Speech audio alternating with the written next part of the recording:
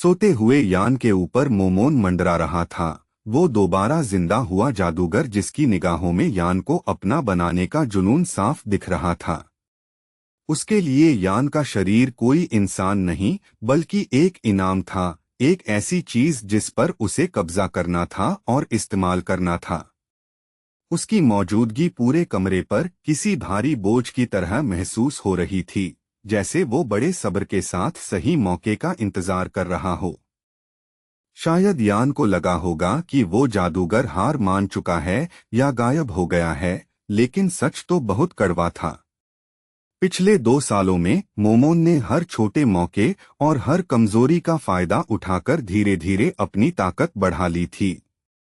वो अंधेरे में छिपकर खुद को तैयार कर रहा था, बस एक सही मौके के इंतजार में।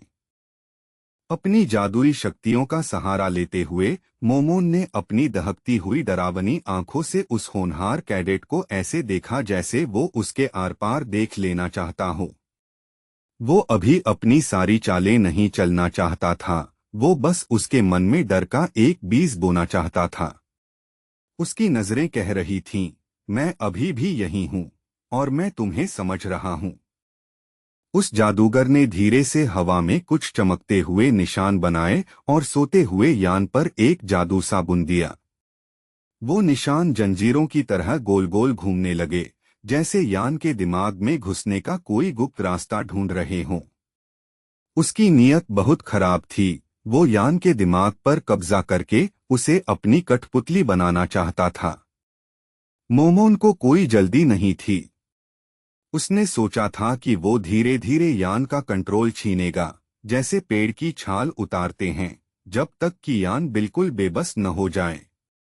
वो बिना किसी को कानों कान खबर हुए कदम इस जंग को जीतना चाहता था। वो बस अपना आखिरी दाव चलने ही वाला था कि अचानक उसके शब्द उसके मुंह में ही रह गए। कमरे में कुछ बदला, बहुत हल्का सा लेकिन साफ महसूस होने वाला, जैसे म्यान से तलवार निकली हो। माहौल एकदम भारी हो गया और ऐसा लगा जैसे अंधेरा भी पीछे हट गया हो। उस शूरवीर ने अपनी आंखें खोल दी। यान की नजरें एकदम चौकन्नी थीं और उसने सीधे उस साये को ताक लिया जो उसके ऊपर मंडरा रहा था। एक ही पल में उसकी नींद उड़ गई और उसकी जगह एक ठंडी सी समझ और दबे हुए गुस्से ने ले ली। मुझे छोड़ दो, यान ने धीमी लेकिन खतरनाक आवाज में कहा, और उसकी धमकी में वजन साफ था। उसकी बातों के पीछे एक जादुई काला भेड़िया आकार लेने लगा, एकदम चुपचाप और मोमोन पर हमला करने के लिए तैयार। उस भेड़िए की कातिलाना नियत ने कमरे के माहौल को और भी खौफनाक बना दिया। मोमोन ऐसे मुस्कुराया जैसे कोई मजाक हो और कहने लगा कि वो तो बस यान की जादुई काबिलियत को परख रहा था। यान का चेहरा सख्त हो गया और उसने उस बूढ़े जादूगर को उसका पुराना वादा याद दिलाया कि अगर मोमोन ने दोबारा ऐसी कोशिश की तो यान उसे मिट्टी में मिला देगा। उसकी चेतावनी शांत थी, लेकिन उसमें मौत जैसा पक्का इरादा झलक रहा था। जब यान ने अपना शरीर देने से मना कर दिया तो उस पुराने जादूगर को बहुत गुस्सा आया और माहौल बिगड़ने लगा।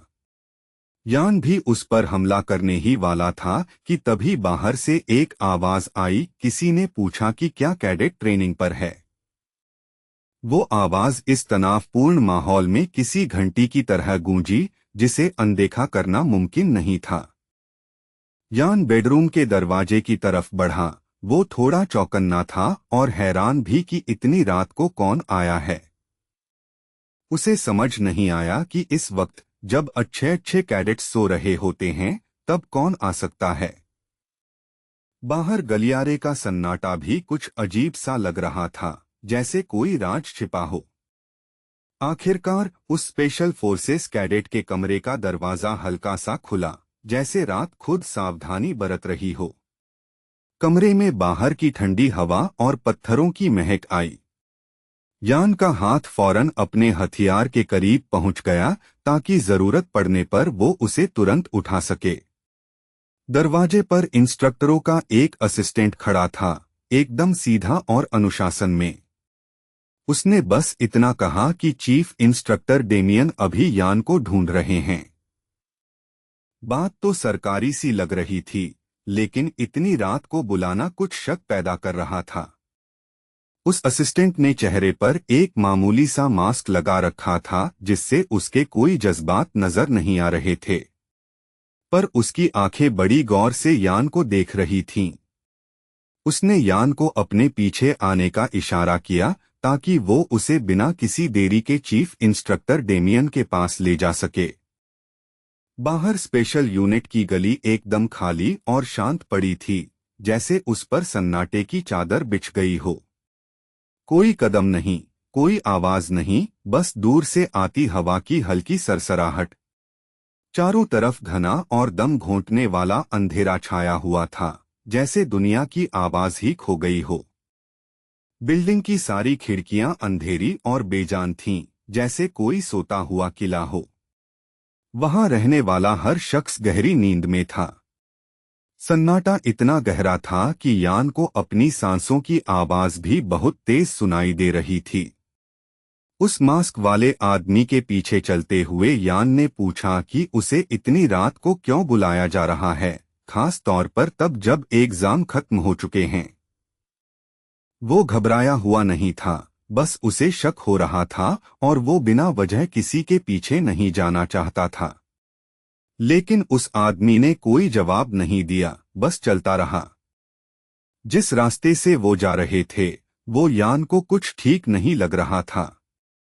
उसने ध्यान दिया कि उन्हें सुनसान जगहों से ले जाया जा रहा है, जिससे उसकी बेचैनी और बढ़ने लगी। उसके मन में कई सवाल उठ रहे थे और वो बार बार उस असिस्टेंट को परखने की कोशिश कर रहा था। यान ने फिर से पूछा कि क्या चीफ इंस्ट्रक्टर डेमियन ने खुद उसे लाने के लिए कहा है। वो असिस्टेंट चुप रहा और उसकी ये खामोशी ही जवाब के तौर पर काफी थी। यान की आंखें सिकुड़ गईं, उसे बिना कुछ बताए कहीं ले जाना खतरे की घंटी लग रहा था। बिना रुके ही उस असिस्टेंट ने धीरे से अपना हाथ अपनी आस्तीन की तरफ बढ़ाया ताकि छिपा हुआ हथियार निकाल सके। उसने सोचा कि यान को पता नहीं चलेगा और वो अंधेरे में उस पर हमला कर देगा। ये तरीका बुज़दिली भरा था, पर काम खत्म करने के लिए काफी था। जब उसे लगा कि यान उसकी सोच से ज्यादा चौकन्ना है, तो वो असिस्टेंट अचानक घूमा और उसकी घातक तलवार चमक उठी। उसकी चाल बहुत तेज और सधी हुई थी। उसने सोचा था कि यान के सवाल पूछने के दौरान ही उसे खत्म कर देगा। वो जान लेने की नीयत से उस पर झपटा, लेकिन यान वहां से गायब हो गया। एक पल वो वहीं था और अगले ही पल न जाने कहाँ गया।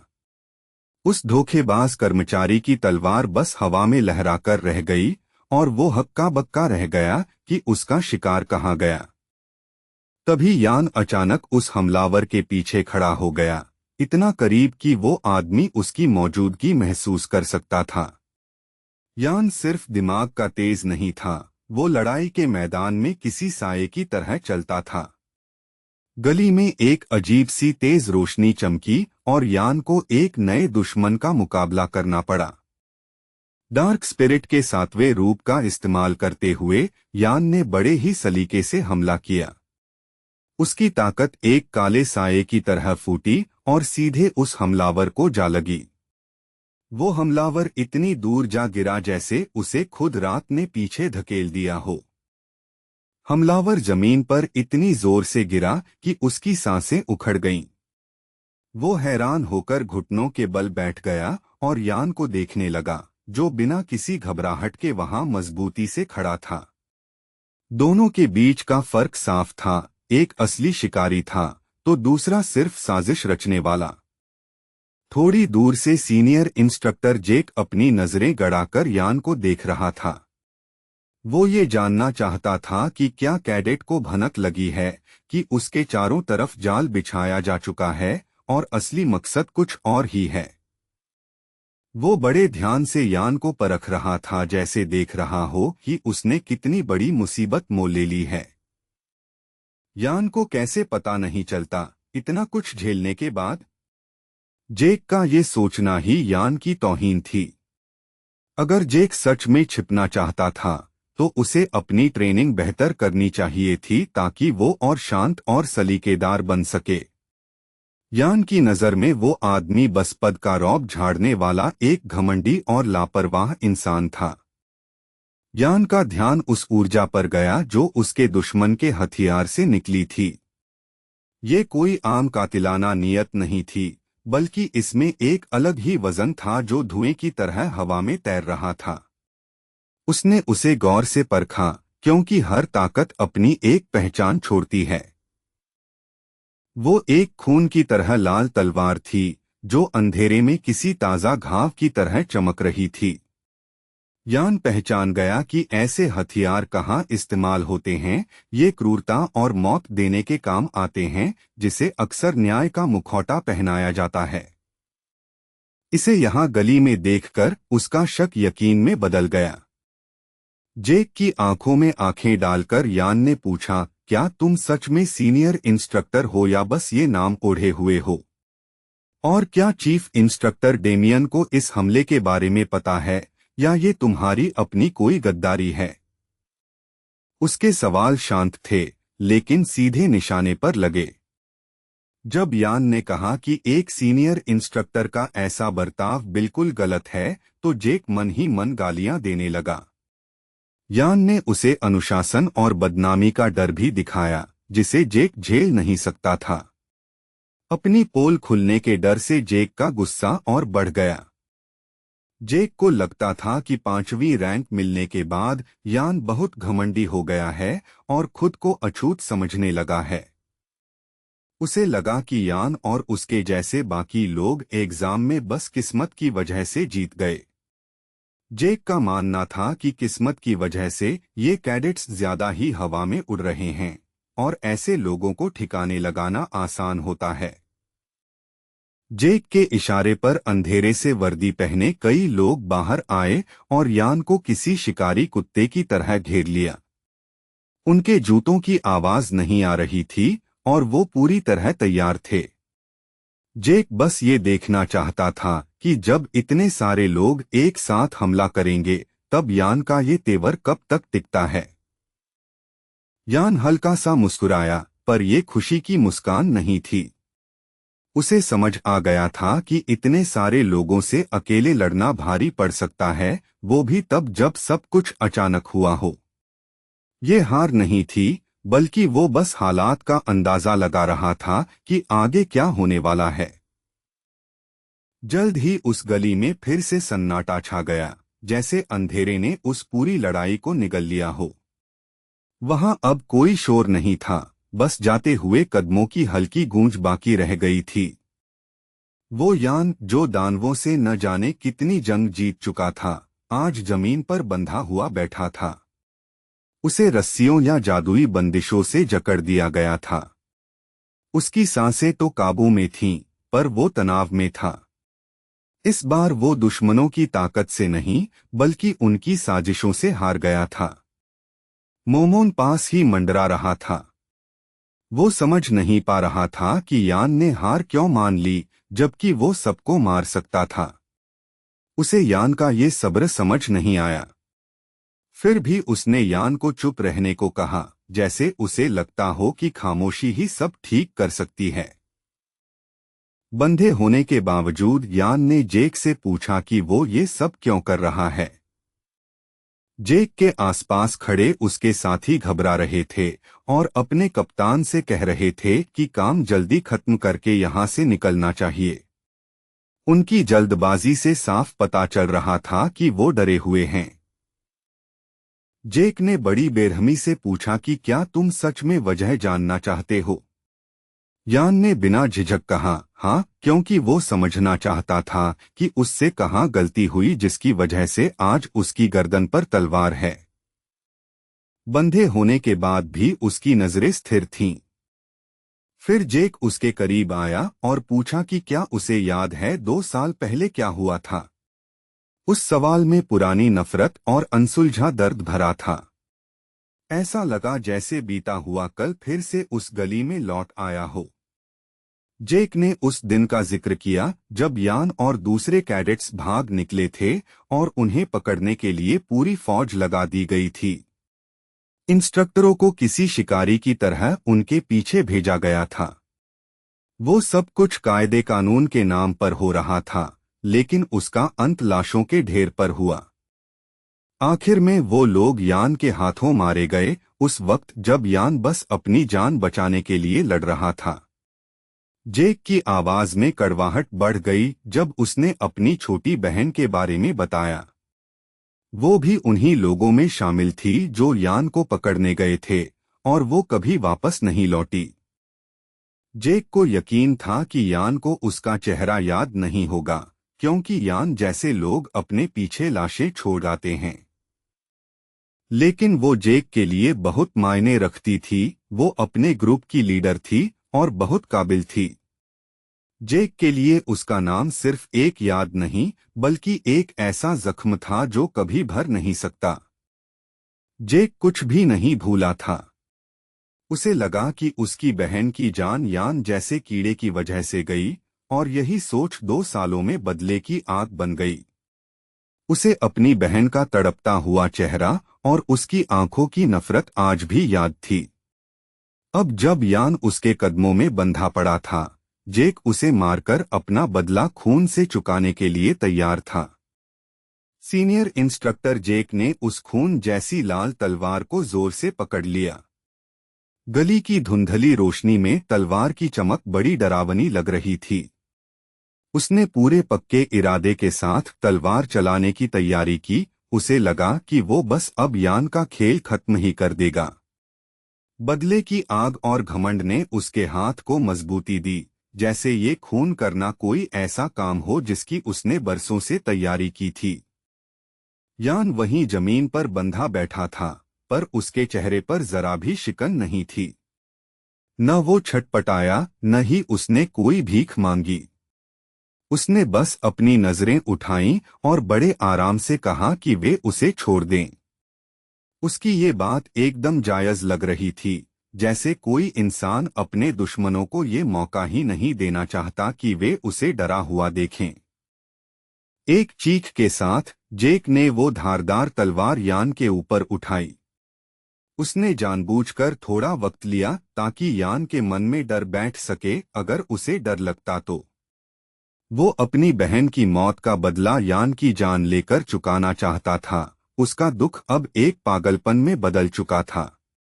गुस्से की वजह से उसका हथियार हल्का सा कांप रहा था। यान ने अपना आपा नहीं खोया।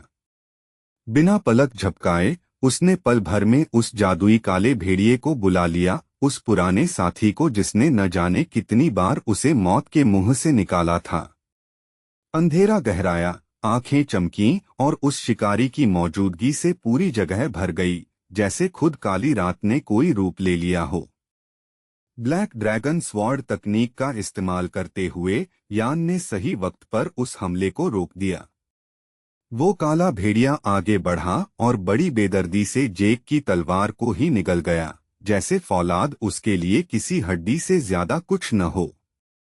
मौत से बचना यान की कोई खुशकिस्मती नहीं थी, ये उसकी सालों की कड़ी मेहनत और ट्रेनिंग का नतीजा था। जेक बस अपनी आंखों के सामने अपना प्लान फेल होते देखता रह गया। अपने दुश्मन से हिसाब चुकता करने का मौका पल भर में उसके हाथ से निकल गया और अब वो एकदम बेबस खड़ा था। उसका सारा गुस्सा अब किसी काम का नहीं रहा और ये बेबसी उसे किसी घाव से भी ज्यादा दर्द दे रही थी। तब जाकर जेक को समझ आया कि उसका सामना किससे है, एक ऐसा काला भेड़िया जिसने उसका हथियार ही छीन लिया था और उसे खाली हाथ छोड़ दिया था। उसे अचानक खुद पर शर्मिंदगी महसूस होने लगी। उस भेड़िए की चमकती आंखों ने साफ कर दिया कि अगला वार रहम वाला नहीं होगा। यान ने उसकी मरी हुई बहन के बारे में बड़े शांत तरीके से बात की। उसने माना कि उसने अपना काम बखूबी किया था, पीछा करना, दबाव बनाना और जान लेने की कोशिश, लेकिन वे मौत की लड़ाई लड़ रहे थे और यान जीत गया। उसे उस इंसान पर जरा भी तरस नहीं आया जो उसे मारने आया था, क्योंकि जंग के मैदान में दया कभी किसी की जान नहीं बचाती। फिर भी यान को इस बात पर यकीन नहीं हो रहा था कि जेक और उसके आदमी यहाँ सिर्फ बदला लेने आए थे। जिस तरह से सब कुछ तय था और जिस तरह उन्होंने वर्दी पहन रखी थी, ये सिर्फ निजी दुख का मामला नहीं लग रहा था। उसकी ये बात सुनकर आसपास के इंस्ट्रक्टर चौंक गए, जैसे यान ने वो सच बोल दिया हो जिसे वे छिपाना चाहते थे। यान ने खुद को अगली लड़ाई के लिए तैयार किया। बंधे होने के बावजूद उसके शरीर की फुर्ती बता रही थी कि वो तैयार है। उसने बड़े कड़वे अंदाज में सोचा कि क्या उन्हें अब बागी कहना चाहिए, क्योंकि उनकी हरकतें किसी भी तरह कानून के दायरे में नहीं थीं। ये सिर्फ एक सवाल नहीं था, बल्कि गद्दारी को परखने का एक तरीका था। जिस बगावत की बात यान कर रहा था, उसने कभी पूरे महाद्वीप को हिलाकर रख दिया था। शहर कांप उठे थे, झंडे जला दिए गए थे और गृहयुद्ध की वजह से सारे वादे टूट गए थे। फिर भी इतना शोर मचाने के बावजूद वो आंदोलन नाकाम रहा और पीछे छोड़ गया सिर्फ कुछ जख्म और दबीदबी कहानियां। कुछ कट्टरपंथियों ने मिलकर एक बहुत बड़ी फौज खड़ी कर ली थी और परेशान लोगों को अपनी ओर खींच लिया था। वे खुद को क्रांतिकारी सेना कहते थे और गुस्से और वादों के दम पर अपनी ताकत बढ़ा रहे थे। उनके मुंह से आजादी शब्द किसी युद्ध के नारे जैसा लगता था। उसी अफरातफरी से एक डरावना नाम निकला, order of the red revolution.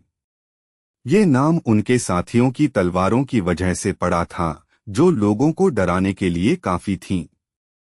उस तलवार को देखने का मतलब था कि ये कोई विरोध प्रदर्शन नहीं, बल्कि इंसाफ के नाम पर दी जाने वाली सजा है। उनके हथियार हमेशा अपने ही खून से सने रहते थे। वे जानबूझकर तलवारों पर खून मलते थे ताकि उनका रंग और भी खौफनाक लगे। ये एक तरह का दिखावा और डराने का तरीका था, अपने जुनून को साबित करने के लिए। वो लाल रंग कोई पेंट नहीं था, बल्कि वो चढ़ाया गया बलिदान था जो एक पक्की धमकी बन चुका था। रेड रेवोल्यूशन की हर लड़ाई कत्लेआम में बदल जाती थी। खून सिर्फ बहता नहीं था, बल्कि जमीन को इस कदर भिगो देता था कि मिट्टी भी उस जुल्म को याद रखती थी। जो लोग जिंदा बच गए, वे उस मंजर को याद करते ही सहम जाते थे, जैसे कोई ऐसा डरावना सपना जो आज भी सच लगता हो। उनके लीडर ने एक ऐसी तकनीक बनाई थी जिससे से ज्यादा तबाही मचाई जा सके। इससे मामूली सिपाही भी काल बन जाते थे। तलवार का एक वार ही कत्लेआम मचाने के लिए काफी था। ये बर्बरता को एक हथियार की तरह इस्तेमाल करने का तरीका था। लेकिन इस तकनीक का एक बहुत बुरा नतीजा भी था। जब इसे इस्तेमाल किया जाता तो योद्धा का अपना खून अंदर से जलने लगता था, जैसे नसों में आग भर दी गई हो। दर्द ही उनकी ताकत थी और वही तबाही का कारण भी। उस लीडर के तोहफे की कीमत तड़प के रूप में चुकानी पड़ती थी। इस तकलीफ को कम करने के लिए उस गिरोह के लोग दूसरों का जीवन चुराने लगे, अपने जलते हुए खून को ठंडा करने के लिए। ये कोई कहानियों वाली बात नहीं थी, बल्कि ये उनकी मजबूरी और क्रूरता से पैदा हुआ एक रास्ता था। वे लड़ने के लिए खून पीते थे और फिर उसे सही ठहराने के लिए और लड़ते थे। यान ने उन्हें साफ साफ कह दिया कि वे बगावत की तैयारी कर रहे थे। वे वैसे भी उससे मिलने वाले थे, लेकिन यान खुद पहले आ गया, जिससे उनका वक्त भी बचा और उनकी प्लानिंग भी धरी की धरी रह गई। उसकी बातें किसी फैसले जैसी थीं। वो जानता था कि वे क्या हैं और आगे क्या होने वाला है। अब यान का शक और गहरा हो गया। क्या वे चीफ इंस्ट्रक्टर डेमियन के आदेश पर ये सब कर रहे थे, या ट्रेनिंग सेंटर में कोई और भी गद्दार छिपा हुआ था? इस सवाल ने रात के सन्नाटे को चीर दिया और असली मकसद सबके सामने ला दिया। यान अब सिर्फ इंसानों से नहीं, बल्कि एक बड़ी गद्दारी से लड़ रहा था। जेक ने बुदबुदाते हुए एक गाली दी, उसकी आवाज में उस कैडेट के लिए नफरत भरी थी जिसने अकेले उनके खिलाफ खड़े होने की हिम्मत की थी। उसे लगता था कि यान की ये हिम्मत बहादुरी नहीं, बल्कि उसका घमंड है जिसे तोड़ना जरूरी है। उसकी आवाज गुस्से और अपमान की वजह से कांप रही थी। यान बड़े ध्यान से जेक को देख रहा था। उसे उससे किसी अच्छी चीज की उम्मीद नहीं थी। उसे जेक के आदमियों की खामोशी और उनकी हरकतों पर जरा भी भरोसा नहीं था।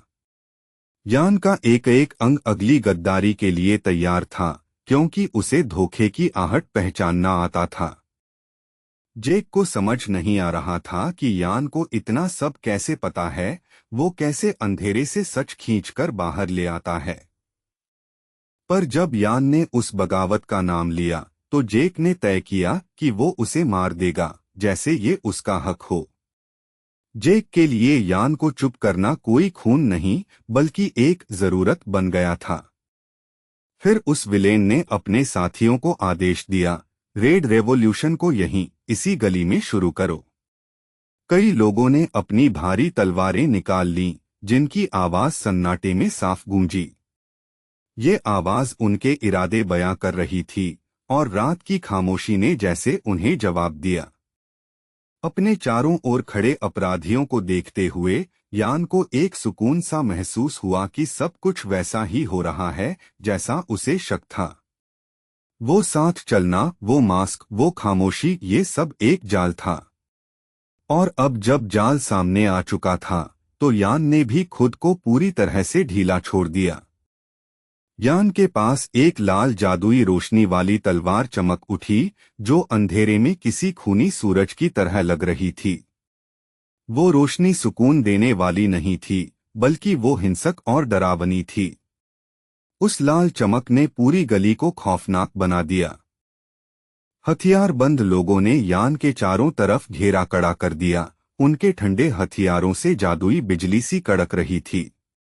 उन्होंने कैडेट 974 को जान से मारने की धमकी दी, जैसे उसकी जिंदगी की अब कोई कीमत ही न बची हो। उनका ये हौसला उनकी तादाद और उनके गुप्त होने की वजह से था। यान ने उनकी लड़ने की तकनीक देखी और समझ गया कि वे एक 5वीं रैंक के योद्धा के खिलाफ खास हुनर का इस्तेमाल कर रहे हैं।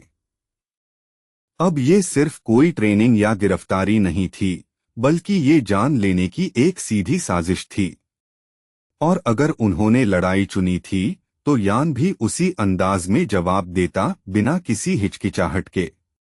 उसने फिर से उस काले भेड़िए को बुलाया, और वो जादुई जानवर अपनी चमकती शिकारी आंखों के साथ सामने आ गया। उसकी मौजूदगी ने जैसे यान के हौसलों को और बढ़ा दिया। उन दोनों ने मिलकर वर्दी पहने इन बुज़दिलों से कहीं ज्यादा बड़े खतरों का सामना किया था। अपनी ताकत और समझ के साथ यान ने उस भेड़िए को हमलों को रोकने का इशारा किया। वो काला भेड़िया किसी चलते फिरते साये की तरह उन पर झपटा। हर वार को जिस सफाई से रोका गया, वो सालों के तालमेल का ही नतीजा था। डार्क ड्रैगन स्वॉर्ड की ताकत अब यान के हाथों में थी।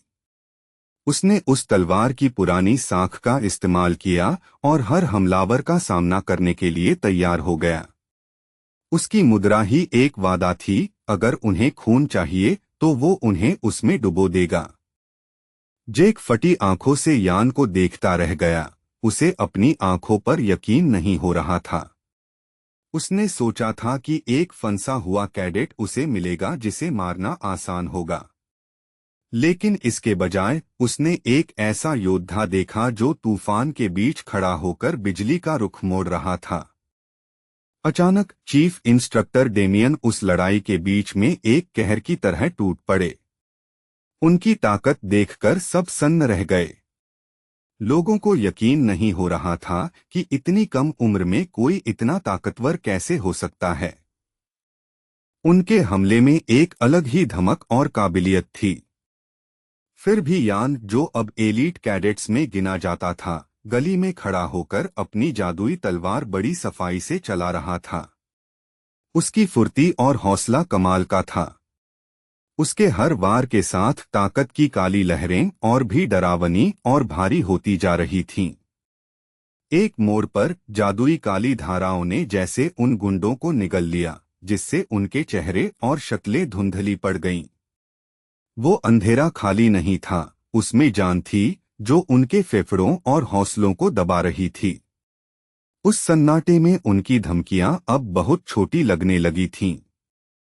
उस गली में काली जादुई शक्ति की एक बहुत बड़ी लहर उठी, जैसे समुद्र की कोई सुनामी आसमान छूने की कोशिश कर रही हो।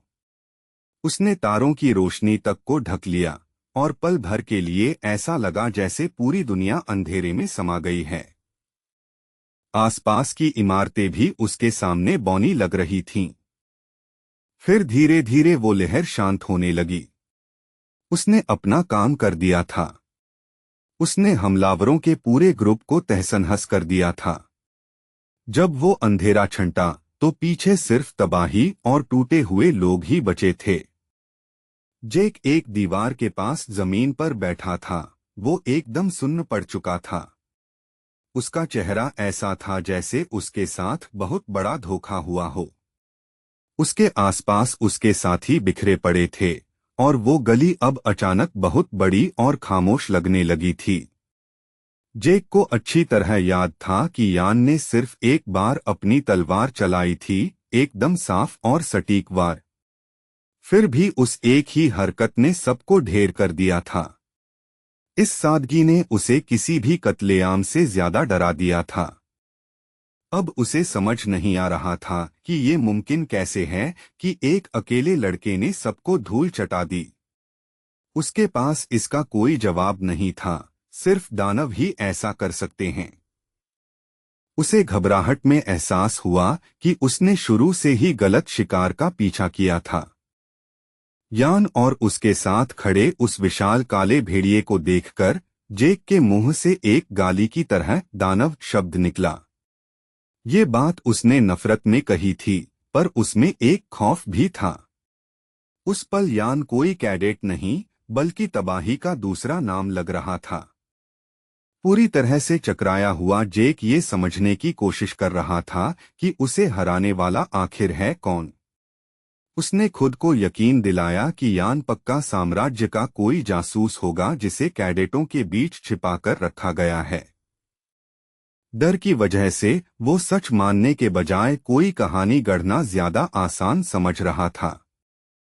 हकलाते हुए जेक ने पूछा कि यान को उनके बारे में कैसे पता चला। उसे तो ये भी शक हुआ कि किसी ने उन्हें धोखा दिया है, शायद खुद चीफ इंस्ट्रक्टर डेमियन ने। ये सोचते ही उसकी आंखें इधर-उधर भागने लगीं। जब इंसान हारता है तो वो खुद को देखने के बजाय अपनों पर शक करता है। लेकिन यान ने बिना देरी किए पूछताछ शुरू कर दी। वो आगे बढ़ा और अपना पैर जेक की चोटिल टांग पर रख दिया। जेक दर्द से कराह उठा और उसकी चीख पूरी गली में गूंजी। उसका सारा घमंड अब मिट्टी में मिल चुका था। यान ने बड़ी शांति से अपनी जेब में हाथ डाला और जेक से कहा कि घबराने की जरूरत नहीं है। अगर वो सही जवाब देगा तो यान उसे फिर नहीं छुएगा। ये बात कहने का अंदाज इतना शांत था कि वो और भी डरावना लग रहा था। यान की आंखों में दया नहीं, बस सच जानने का एक ठंडा सा सब्र था। उसने अपनी जेब से एक पेंडेंट निकाला जिस पर उसके माता पिता की फोटो थी। उसे जेक के सामने रखते हुए यान ने पूछा कि क्या उसने ये तस्वीर या इस पर बना ये निशान पहले कभी देखा है। सवाल छोटा था, पर उसमें पूरी जिंदगी का राज छिपा था। जैसे ही जेक की नजर उस चीज पर पड़ी, उसकी आंखें फटी की फटी रह गईं। उसके चेहरे पर डर और हैरानी साफ देखी जा सकती थी। उसका ये रिएक्शन अपने आप हुआ था, जिसे वो चाहकर भी नहीं रोक पाया। ये उसी तरह का चेहरा था जो बिना कुछ कहे ही सारे राज खोल देता है। जेक ने उस जादुई निशान को फौरन पहचान लिया, पर उसे समझ नहीं आ रहा था कि वो यहाँ इस गली में यान के हाथों में कैसे आया। उसकी नजरों में उलझन और खौफ की जंग चल रही थी। उस निशान का किसी कैडेट से कोई लेना देना नहीं होना चाहिए था, कम से कम यान से तो बिल्कुल नहीं। यान ने जेक के कपड़े पकड़े और उसे अपनी तरफ खींचते हुए गुस्से में चिल्लाया। उसने कहा कि आखिर उसे वो निशान मिल ही गया जिसकी उसे तलाश थी, वो सबूत जो कई कड़ियों को आपस में जोड़ता था। जेक दर्द और पकड़े जाने के डर से कराहने लगा। यान ने पूछा कि इस निशान का आखिर मतलब क्या है। उसे लगा कि ये किसी खानदान या किसी गिरोह का निशान है। सबसे जरूरी बात, उसने पूछा कि चीफ इंस्ट्रक्टर डेमियन का इससे क्या नाता है। उस रात का सारा सन्नाटा उसी सवाल पर टिका था, क्योंकि जेक का अगला जवाब यान की पूरी दुनिया बदल सकता था। यान इस बात को नजरअंदाज नहीं कर पा रहा था कि शायद यही डरावना निशान दूसरों पर भी हो, अजनबियों पर, करीबियों पर, यहाँ तक कि उन लोगों पर भी जो ऐसे मुस्कुराते हैं जैसे सब कुछ ठीक हो। उधर जैक्स, जो अभी भी पूछताछ के सदमे में था, ये समझ ही नहीं पा रहा था कि ये नौजवान बार बार उसी निशान पर क्यों अटक रहा है, जैसे कि वही एक चीज हो जो इस पूरे रहस्य को सुलझा सकती है। भारी सांसें लेते हुए उस परेशान योद्धा ने अपनी नजरें अपने हारे हुए दुश्मन पर टिका दीं और उसके चेहरे में उन सवालों के जवाब ढूंढने लगा जो वहां थे ही नहीं। उस आदमी का चेहरा कुछ इस तरह बदलने लगा जिस पर यकीन करना मुश्किल था। यान की उलझन अब एक ठंडे डर में बदल गई जब उसने देखा कि उसके सामने उस आदमी की चमड़ी और मांसपेशियां कुछ अजीब ही हरकतें कर रही थीं। हैरानी के मारे उसके मुंह से निशान शब्द अभी पूरा निकला भी नहीं था कि उसके आसपास की हवा एकदम अजीब हो गई। शरीर पर चिपचिपे बुलबुले उभरने लगे जो गीले कांच की तरह चिपके हुए थे। देखते ही देखते वो आदमी किसी गुब्बारे की तरह फूलने लगा, जैसे कोई उसमें हवा भर रहा हो। उसका शरीर इतना बेडौल हो गया कि उसे देखकर रूह कांप जाए। फिर अचानक, बिना किसी चेतावनी के, ट्रेनिंग सेंटर का वो सीनियर इंस्ट्रक्टर किसी धमाके के साथ फट गया। जिस दीवार का वो सहारा लिए हुए था, उस पर तारकोल जैसे काले धब्बे पड़ गए। पत्थर और प्लास्टर पर पड़े वो निशान चीख चीख कर कह रहे थे कि ये कोई मामूली हादसा नहीं था। सब कुछ खत्म होने के बाद यान ने पहले तो यही सोचा कि शायद उसके दुश्मन ने खुद को ही खत्म कर लिया, या तो मजबूरी में या फिर गुस्से में। लेकिन जैसे ही शोर शांत हुआ, उसे एक बात समझ आ गई, वो रहस्यमय निशान कोई सजावट या अफवाह नहीं था, उसका एक गहरा मतलब था, और वो मतलब जानलेवा था। जादूगर ने इस बात को सिरे से नकार दिया। उसने साफ कहा कि ये खुदकुशी नहीं थी, बल्कि जैक्स पर लगा कोई जादुई श्राप या पाबंदी थी। सबसे बुरी बात तो ये थी कि शायद जैक्स को खुद भी पता नहीं था कि वो इस अदृश्य जंजीर में बंधा हुआ है, जो बस सही वक्त पर कसने का इंतजार कर रही थी। एक ऐसा जादू भी होता है जो इतना खतरनाक है कि जान लेने के लिए उसे आग या बिजली की जरूरत नहीं पड़ती। बस एक गलत शब्द या गलत वक्त पर किया गया कोई काम उसे शुरू कर देता है, इंसान की ताकत सोख लेता है, खून चूस लेता है, और उसे अंदर से इतना खोखला कर देता है कि शरीर के पास फटने के अलावा कोई रास्ता नहीं बचता। यान को असल में नहीं पता था कि वे लोग कौन हैं, बस इतना समझ आ रहा था कि चेतावनी बहुत गंभीर है। जादूगर के बात करने के तरीके से लग रहा था कि वे लोग सुरक्षा को ही कानून मानते हैं।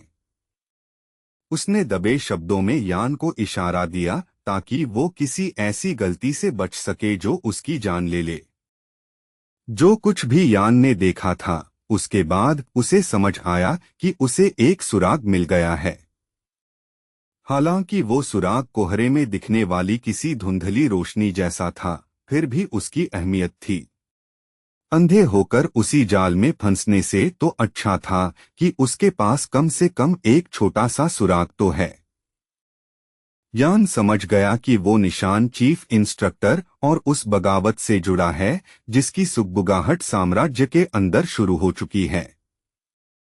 यहाँ तक कि उसके अपने माता पिता भी इन अंधेरों में फंसे हुए थे और ये सोचकर ही उसे घबराहट हो रही थी।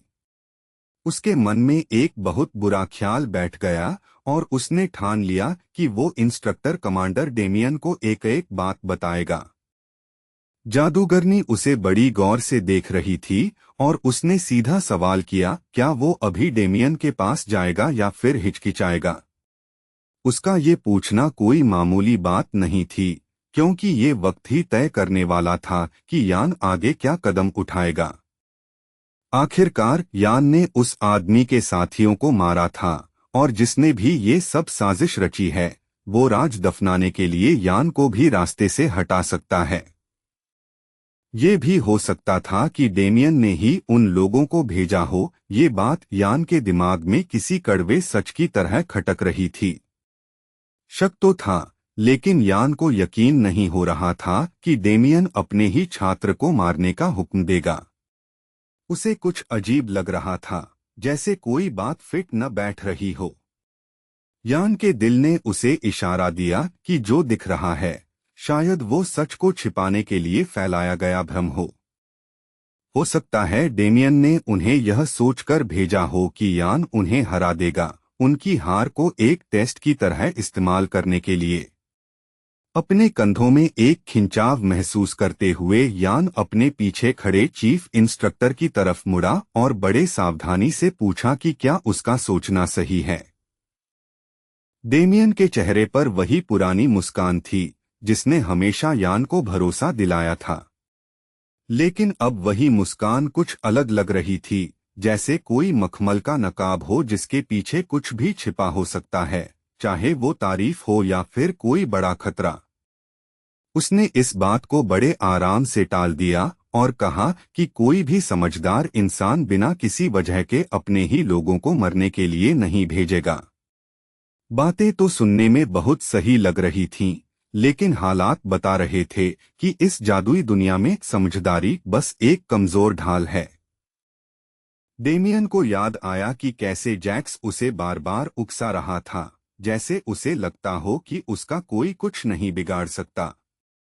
डेमियन को ये बदतमीजी बिल्कुल पसंद नहीं आई और उसने तय कर लिया कि इस कमीने को सबक सिखाना जरूरी है, बोलकर नहीं बल्कि अपनी ताकत दिखाकर। हल्का सा मुड़ते हुए चीफ इंस्ट्रक्टर ने यान को रिपोर्ट देने के लिए जाने दिया। वो इतने इत्मीनान में था जैसे सब कुछ उसी के इशारे पर हो रहा हो। इससे पहले कि यान कुछ समझ पाता, डेमियन ने एक वादा किया, कल से उस जवान नाइट को एक असली मिशन दिया जाएगा, जिससे ये साबित हो जाएगा कि वो सबसे काबिल योद्धाओं में शामिल होने लायक है या नहीं। डेमियन ने उसे आराम करने की सलाह दी, जैसे कि दिन भर में जो कुछ भी हुआ वो बस एक छोटी सी ड्रिल थी। यान ने तुरंत कोई जवाब नहीं दिया, वो बस इंस्ट्रक्टर को जाते हुए देखता रहा और उसे सुकून की जगह बेचैनी महसूस होने लगी। जब वे उस गली से बाहर निकल रहे थे जहां यान की लड़ाई हुई थी, डेमियन ने फिर से कहा कि ये नया काम यान के मौजूदा लेवल के हिसाब से काफी मुश्किल और थकाने वाला हो सकता है। गली की वो मामूली दुकानें और बिखरा हुआ कचरा देखकर ये खतरा और भी अजीब लग रहा था। बाहर मौसम इतना सुहावना था कि यकीन करना मुश्किल था कि कुछ हुआ भी है। आसमान एकदम साफ और नीला था और जंगल के ऊंचे पेड़ कोहरे में लिपटे हुए किसी साये की तरह लग रहे थे। उस खामोश नजारे को चीरती हुई एक ट्रेन बड़ी तेजी से निकल गई। पटरियों पर पहियों के टकराने की लयबद्ध आवाज गूंज रही थी। जंगल के पेड़ बिजली की तेजी से पीछे छूट रहे थे, जिससे सब कुछ हरा और स्लेटी रंग की लकीरों जैसा दिख रहा था। ये एक बहुत लंबी और भारी ट्रेन थी जो पूरे महाद्वीप के आर पार चलती थी। इसका रास्ता सीधा बियोवुल्फ परिवार के उत्तरी इलाकों की तरफ जाता था।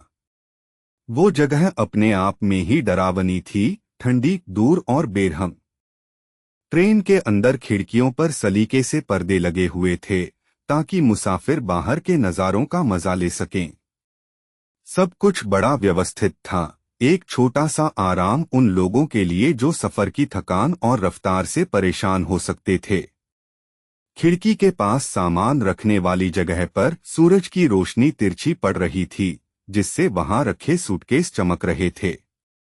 वे बैग किसी खामोश गवाह की तरह लग रहे थे, पुराने और नए, हर एक बैग में किसी न किसी की अपनी कहानी और अपनी दुनिया बंद थी। एक टीटी कंडक्टर खाली से डिब्बे में टिकट चेक करता हुआ जा रहा था। ट्रेन के अंदर इतना सन्नाटा था कि हर छोटी आवाज, कागज की सरसराहट, बटनों की खनक बड़ी साफ सुनाई दे रही थी। जब वो गहरे नीले रंग की वर्दी पहने एक आदमी के पास पहुंचा, तो उसने बड़े अदब से टिकट दिखाने को कहा। उसके लहजे से लग रहा था कि उसने वर्दी पर लगा बैज पहचान लिया है और वो उसका सम्मान कर रहा है। वो यान ही था, स्पेशल स्क्वाड का 5वीं रैंक का नाइट। उसने अपनी जैकेट की अंदरूनी जेब से अपना पास निकाला। उसकी हर हरकत सधी हुई थी, जैसे इस मामूली सी बात में भी वो खुद पर पूरा काबू रखे हुए हो। टिकट चेक करने के बाद कंडक्टर ने सिर झुकाकर उसे वापस कर दिया और यान को सुखद यात्रा की शुभकामना दी। उसकी बातें तो रोजमर्रा वाली थीं, लेकिन एक ऐसे मिशन के लिए जो बिल्कुल भी साधारण नहीं था, ये बातें थोड़ी अजीब लग रही थीं। एग्जाम खत्म होने के बाद कोई भी उम्मीद करता कि ये काबिल योद्धा शांति से सफर करेगा और चैन की सांस लेगा। बाहर से देखने में वो शांत और अनुशासित ही लग रहा था, जैसे कोई इंसान बस अपने घर जा रहा हो। लेकिन ये खामोशी बस एक दिखावा थी, क्योंकि ये कोई सैरसपाटा नहीं था। यान एक खास मिशन पर उत्तर की ओर जा रहा था, एक ऐसा काम जिसमें न आराम की गुंजाइश थी और न ही हिचकिचाहट की। एग्जाम के बाद जो भी कैडेट बचे थे, उन्हें आधिकारिक तौर पर स्पेशल स्क्वाड का नाइट बना दिया गया था।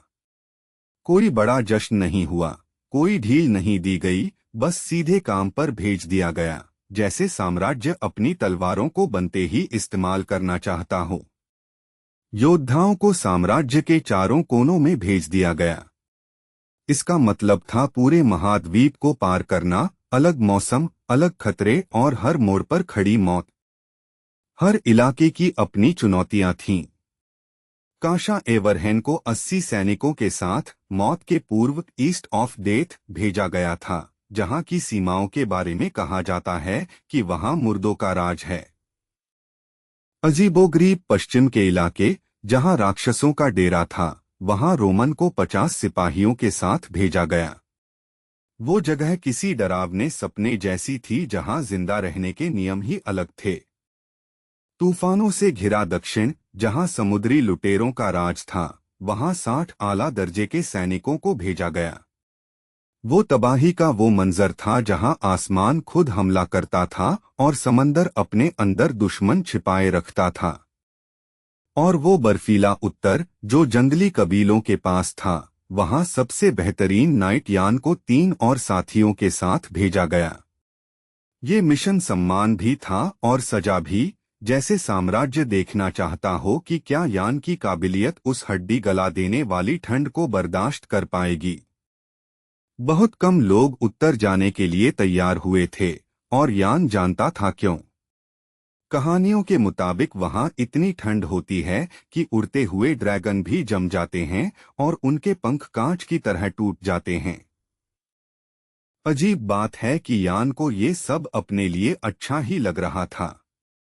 कम साथी मतलब कम नजरें, कम टोकने वाले लोग और सोचने के लिए ज्यादा जगह, खासकर ऐसी जगह जहां अकेले रहना किसी हथियार जितना ही कीमती हो सकता है।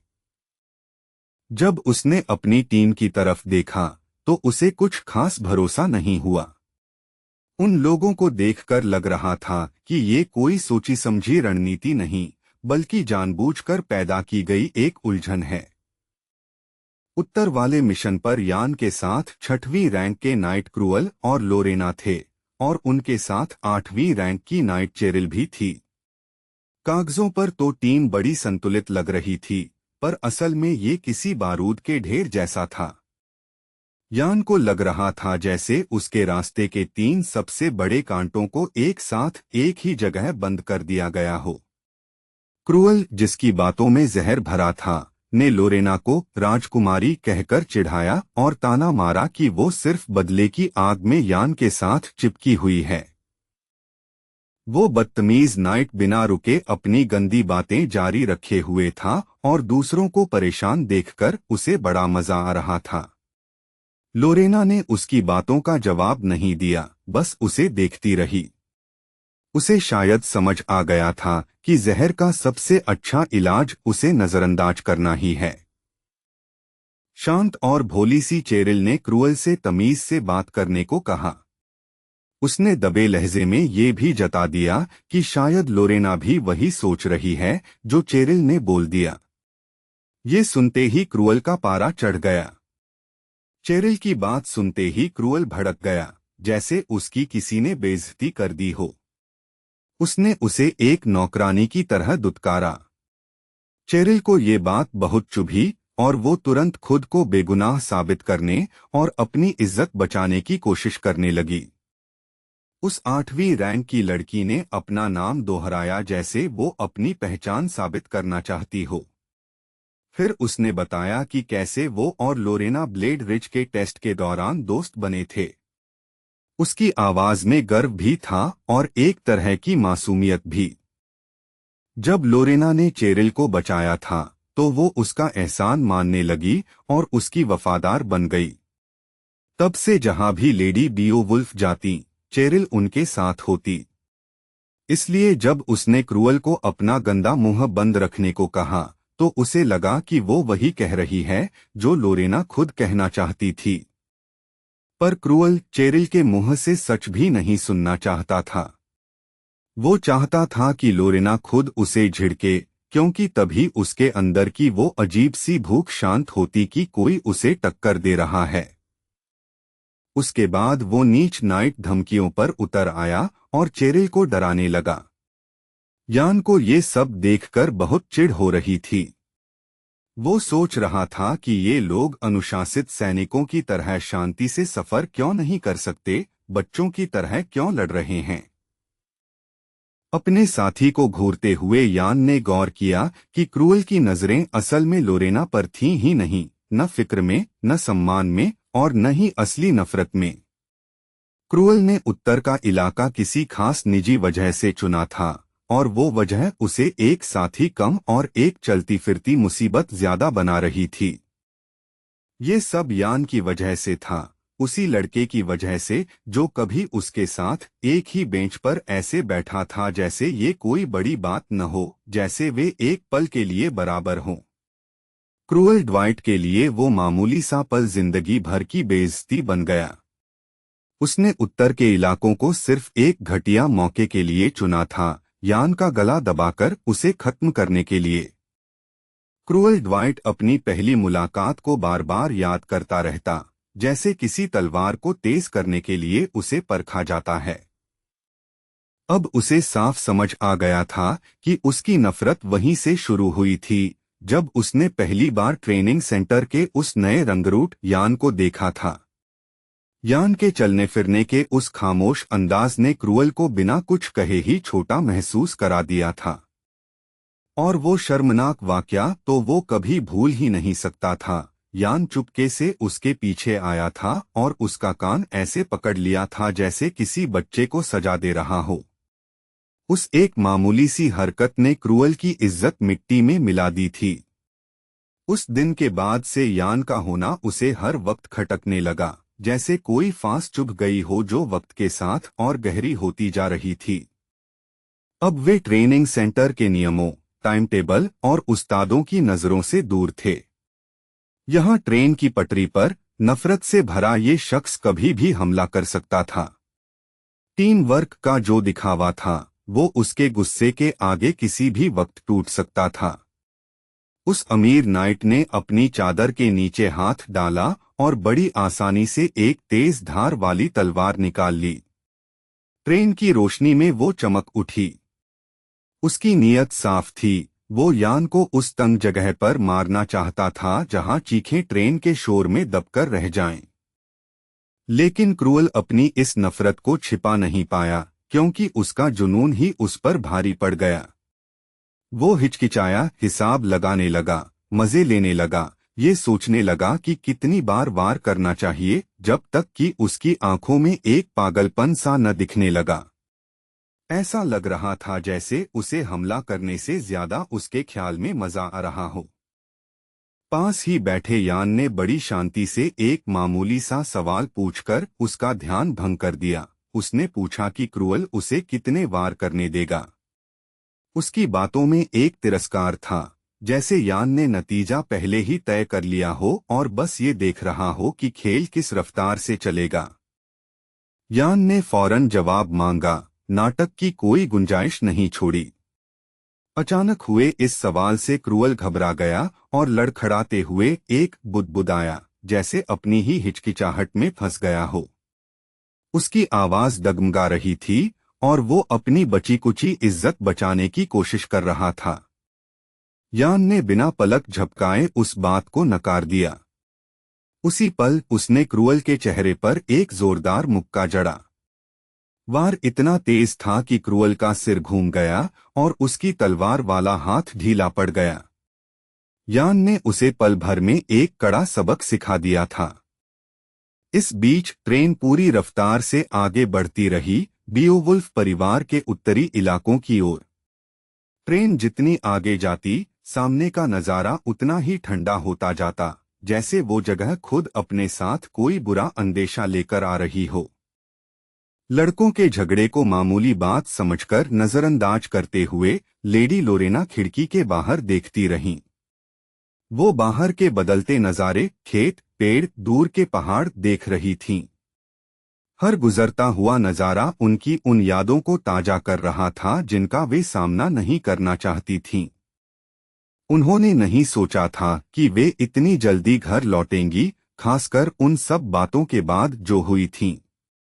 पर उनके मन में उनके खानदान का किला पहले से ही खड़ा था, पत्थर के बुर्ज और ठंडे गलियारे जो जैसे उन्हें याद दिलाने का इंतजार कर रहे थे कि उन्हें असल में क्या होना चाहिए था।